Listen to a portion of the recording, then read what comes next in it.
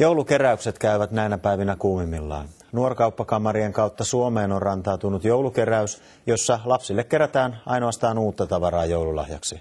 Joulupuukeräyksessä uskotaan, että rehellisen kaupallinen joulumieli palvelee niin lahjanantajaa kuin saajaakin.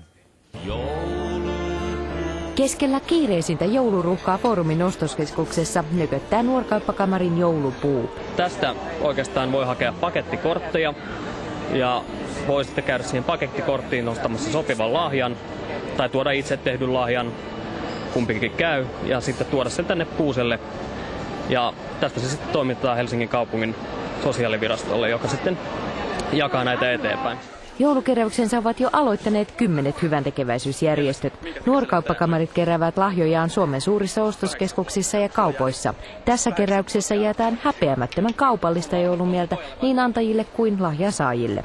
Ehkä joulu ei ole sitä kierrätysaikaa, se on ehkä uusien pakettien saamisen aikaa. Mä uskon, että tällaisen paketin ostaminen ja lahjan ostaminen toisaalta täysin tuntemattomalle ihmiselle, se kuitenkin konkretisoitu sitä asiaa vähän enemmän, kun se, että rahan antaminen on kuitenkin, se on melko persoonaton.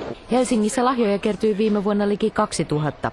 Jokaiselle 7500 lastensuojelun tai nuorisokodin pikkuasiakkaalle tuskin liikenee lahjaa tänäkään vuonna. Ottajia olisi sylivauvoista 16-vuotiaisiin. Itse pääsin katsomaan omassa yksikössäni isojen poikien pehmolelujen avaamisia ja ne oli upeita. Ne pehmolelut on siellä sängyn päällä tänäkin päivänä ja ne on kovin rakkaita.